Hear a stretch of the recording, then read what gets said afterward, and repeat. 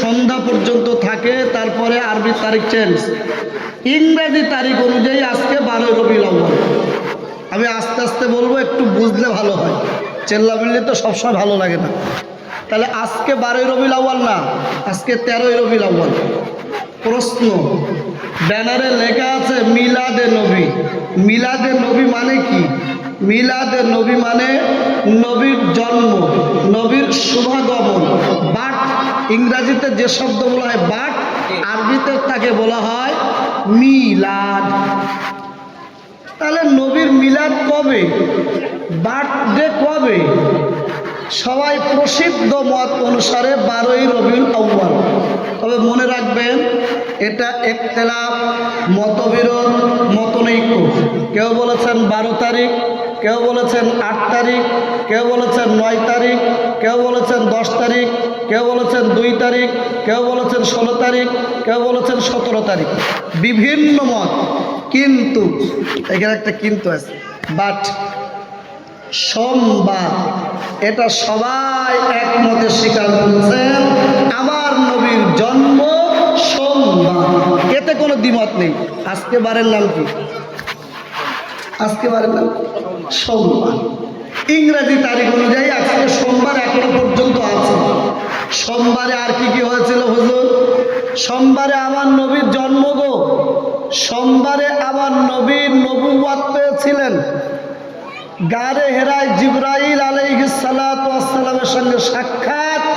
নবী ওই দিন নবী হচ্ছেন, বারের নাম সোমবার। এখানে আর এক ঠেকড়া, নবী হয়েছিলেন কবে? আচ্ছা, ওরা ওয়াজ করবে না আমি একলা করব? আমি তো বলি যে আমি এক্ষুনি শেষ করে দেবো। প্রশ্ন, নবীজি নবী হয়েছিলেন কবে? কেতাবের নাম মেশকাত শরীফ। হযরত আবু হুরায়রা রাদিয়াল্লাহু তাআলা আনহু থেকে হাদিসটি বর্ণিত। হ্যাঁ, একদম পরিষ্কার। যদি ভালো না লাগে তুমি চলে যাও, ডিস্টার্ব করুন ইয়ার। এতগুলো মানুষ সবাই শুনছে, তাই না? হতে পারে ব্যক্তিগতভাবে কারো ভালো না লাগতেই পারে। আমি নিজে বলছি আমারও ভালো লাগছে না, তাহলে চলে যাই আমি? হতে পারে না, অনেক কিছু হতে পারে, শুনতে হবে না? তাহলে কেতাবের নাম মেশকাত শরীফ, হাদিসের বর্ণনাকারী সাহাবীর নাম আবু হুরায়রা রাদিয়াল্লাহু তাআলা আনহু। এখন যেহেতু আওয়াজটা তো মাইকে হচ্ছে না, আমাদের থেকে বড় বড় হুজুর সব বাড়ি বাড়ি বসে রয়েছে। আল্লাহ, বাংলা কেতাব পড়ে তো সমস্যা খুব, সকালেই আমার ধরবে কোথায় পেয়েছেন, কোন কেতাবে লেখা রয়েছে, বলে দেওয়া ভালো। কেতাবের নাম মেশকাত শরীফ, বর্ণনাকারী সাহাবীর নাম আবু হুরায়রা রাদিয়াল্লাহু তাআলা আনহু। উনি বর্ণনা করছেন, সাহাবীরা জিজ্ঞাসা করছেন, ক্বালু ইয়া রাসূলুল্লাহ মাতা ওয়াজাবাত লাকা নুবুওয়া, আপনার নবুয়ত নির্ধারিত হয়েছিল কবে? নবীজি জবাব দিয়েছিলেন, মেশকাত গ্রন্থে হাদিস কোথার থেকে নিলেন? তিরমিজি শরীফ থেকে। তাহলে ইমাম তিরমিজি এই হাদিসটি রিওয়ায়াত আর বর্ণনা করেছেন, করে উনি বলেছেন হাযাল হাদিসু সহিহুন, এই হাদিসটি সহিহ পর্যায়ের হাদিস, হাসানুন, হাসান পর্যায়ের হাদিস, বিশুদ্ধ হাদিস একটা। তো নবীজি উত্তরে বলেছিলেন, কুনতু নাবিয়্যান ওয়া আদম বাইনার রূহি ওয়াল জাসাদ। একবার জোরে বলেন না সুবহানাল্লাহ। সুবহানাল্লাহ। বুঝতে পারিনি তা কি সুবহানাল্লাহ বলবো? নবীজি বললেন, আমি সেই সময় নবী ছিলাম যখন আদম নবী রূহ এবং জাসাদের মাঝখানে ছিল। হুজুর, রূহ কি? রূহ মানে হলো আত্মা। জাসাদ কি? জাসাদ মানে হলো বডি, জিসিম।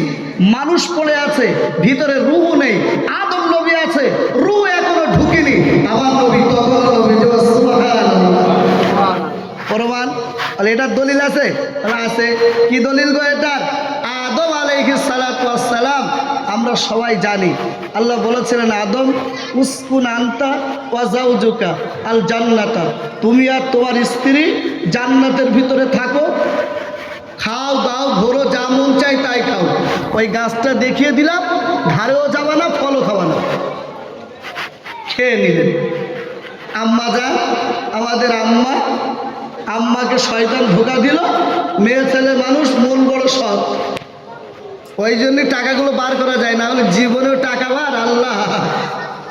আর মারা বড় সৎ মন, খুব সৎ মন। আমি আসবো আস্তে আস্তে ইনশাল্লাহ। তো আম্মা যান শয়তানের ওয়াসওয়াসায় খেয়ে ফেললেন, আদম নবীকেও খাইয়ে দিলেন। আল্লাহ বললে, কত করে বারণ করলাম, খাবিনি, খেয়ে ফেললি, যা চলে যা, তোদের জান্নাত থেকে দিয়ে দিলাম দুনিয়ায়। আদম নবীকে পাঠালেন আমাদের ইন্ডিয়ার জমিনে, আমাদের আম্মাকে পাঠালেন জেদ্দায়, আরবে। দুইজনে কান্নাকাটি শুরু করে দিয়েছে, স্বামী এই মাথায়, স্ত্রী আর ওই মাথায়। আল্লাহ আবার মিল আর মোহাম্মত করিয়ে দিলেন আরাফার ময়দানে। যাই হোক, আদম নবী শুধু কাঁদতেন আল্লাহর কাছে, কানতে কানতে কানতে কানতে আদম নবী আল্লাহর কাছে দোয়া করছেন, আল্লাহ আমাকে আপনি মাফ করে দেন, ওই নবী মুহাম্মদুর রাসূলুল্লাহর ওসিলায় আমাকে মাফ করে দেন।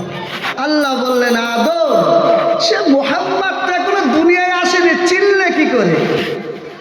আল্লাহ, আপনি যখন আমাকে জান্নাতে তৈরি করলেন, রূহ দিলেন, আমি উঠলাম, দেখি আপনার জান্নাতের গায়ে লেখা আছে লা ইলাহা ইল্লাল্লাহু মুহাম্মাদুর রাসূলুল্লাহ। কোথায় লেখা আছে গো? জান্নাতের দরজার গায়ে, গেটের গায়ে লেখা আছে লা ইলাহা ইল্লাল্লাহু মুহাম্মাদুর রাসূলুল্লাহ। আমি ওই মুহাম্মাদের ওসিলায় মনে করেছিলাম যার সঙ্গে আল্লাহর নামটা যোগ করা, সে মানুষটা নিঃসন্দেহে ছোটখাটো মানুষ হবে না। এটা তোমার সন্তান গো, আমি সবার শেষে পাঠাবো।